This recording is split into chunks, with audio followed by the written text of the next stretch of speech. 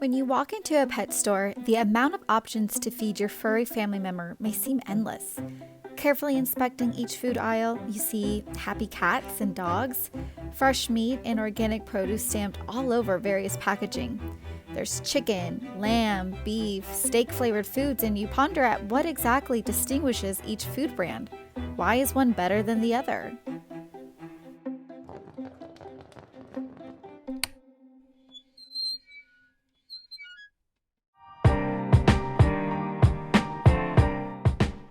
Hi lovely people, and welcome back with Kat. If you are new to my channel, I welcome you with open arms.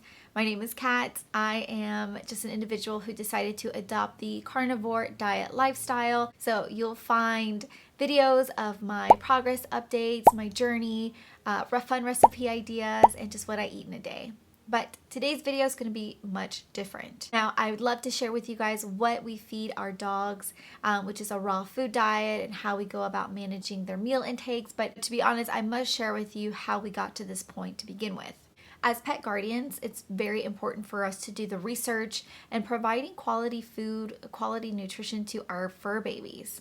And so I've been compiling a lot of information, a lot of research, and I really want to share with you what would drive any pet parent to distrust and disappointment within the pet food industry. There is so much information to cover in a single video that it wouldn't do either of us justice. So consider this episode 1 of my multi-series, Why We Don't Feed Our Dogs Dry Pet Food. And so my goal really is just to help educate and spread awareness of what's going on within the industry. So that way, as a pet guardian yourself, you can make the right choice on how to feed your pets. Quick disclaimer, I'm not a vet, I'm not a doctor, I'm just simply an individual who has gone through the research and decided to share it with you all. Now, as far as resources, I have provided them all below in the description, so please feel free to read this at your own time if you are interested. And for my comment section, I open this up to everyone to feel free to share their thoughts and ideas. If you are a veterinarian, I encourage you as well to step in here in the comment section and provide some more in detail if there's anything that I have misspoken on. Now, let's get into it. All right, reason number 1 why we don't feed our dogs dry pet food. It's simply the toxic preservatives that are found in the ingredients. Now, there are quite a few, but I will highlight some of the key players that are most commonly known and commonly seen on the ingredients list. Number 1 being BHT. This is a chemical preservative and it's found in fat-containing foods. And this includes animal feed. Another dangerous preservative is BHA. Now, what's dangerous about BHA is it's known to cause cancer as well as damage to your reproductive organs. And because of these studies, it is banned in other countries. However, you'll still see it today, not only in cosmetics, not only in our food, but you'll also find it in our dog food, in our cat food, in our dry pet food. And what makes this a greater risk for our animals is that whatever dry food you buy them, they're eating it for their same meal every day of their lives. And so as this accumulates, we don't exactly know what damage this is causing, what harm this is causing to our pets. Ethoxyquin is another ingredient that is used as a fat preservative in our dry pet food. Initially registered as a pesticide in 1965, the Environmental Protection Agency's own toxicity documentation states that the primary target organs affected by ethoxyquin in experimental animals are the liver and kidneys. Now, unfortunately, because there are still studies being done to prove the toxicity of ethoxyquin in liver, it is still being used today and currently approved by the FDA to be allowed in animal feed. It's really rare today that we would find ethoxyquin listed on the ingredients list of your dry pet food package, but the most common ingredient that's preserved with ethoxyquin is fish meal. And fish meal is a typical ingredient found in dry pet foods. So just to be cautious, I want you to be aware that it is found today. It is prevalent in today's standards of the pet food industry. Reason number 2 why we don't feed our dogs dry pet food, it's the lack of quality ingredients. Now, you can commonly find animal byproducts in the ingredients, and this simply just means the parts of a slaughtered animal that are not for human use, and that can include bones, that can include gelatin, that can include fat. It's just these excess parts.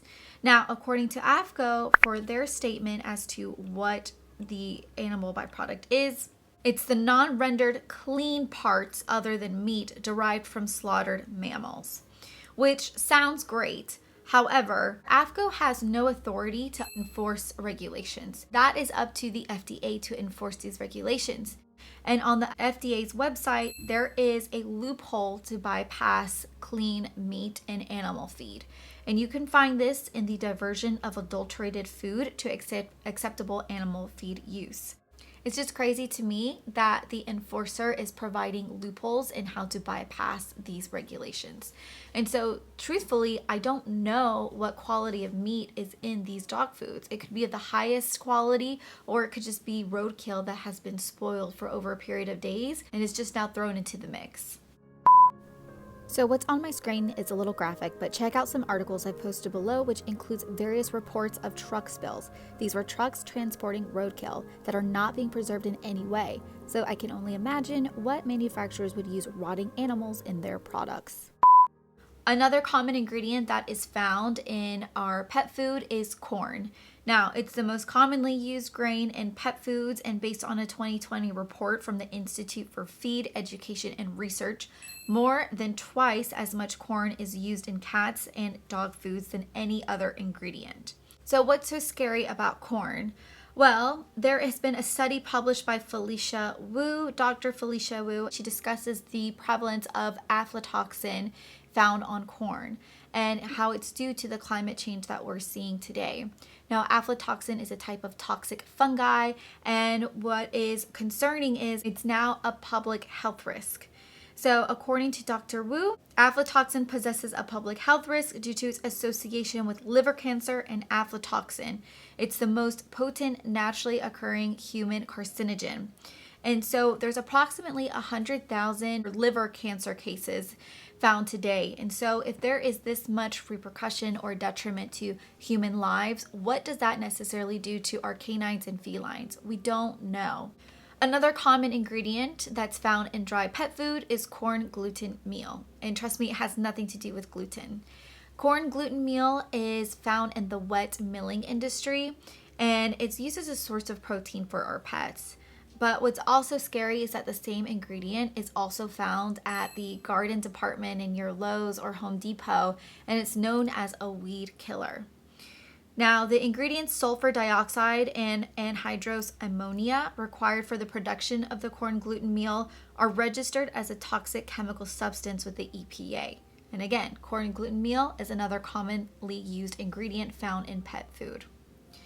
Additionally, there are some pet foods that you will find food dyes. That includes any of the red 40 family or the red dye family. That includes the yellow 5 and 6 and blue 2. And so there are studies linked to show how there are some behavioral issues, how food dyes can be cancer causing as well in humans. So again, it makes me very uncomfortable that if this is something that could be detrimental to me as a human, how do I know it's safe for our pets? And a cherry on top, there is hydrolyzed yeast. Now, this is simply used in order to make the dry food palatable for our pets. Also used as a source of amino acids as well, but it's also a precursor to MSG, which we all know is also dangerous for us as well.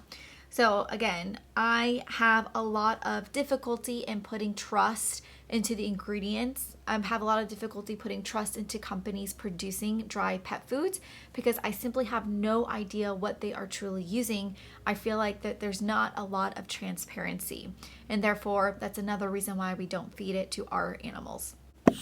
Reason number 3, lack of research. So we know that there are cancer registries for humans. Cancer registries really just provide us information on incidence in neoplasia. And so if there's a high risk concern of any type of food ingredient or product that causes cancer, that's something that's notated in a database where we can then study the trends and make some sort of estimates or risk factors there. But nothing like that exists for pets. And we don't have any studies that truly show what food products, what items could be cancer causing. It's not a reportable disease in pets. And again, there's not enough studies or cases that cover a large enough population where we can then make those estimates and understand what the overall cancer rates look like for our pets. Now, we can find several examples of isolated studies that have been done, and I'll provide them below. In these isolated studies, we can see that there is definitely an increase in malignant neoplasia. So out of all the tumors, there are some that are cancerous, and there's an increase in that rate. Again, these are in isolated studies, and not enough of this is held to a standard where we can make a mass understanding, a mass estimate of what that cancer rate looks like continuously in today's world. But again, there's no research done. There's not enough attention spent on what is good for our pets and what's bad for our pets.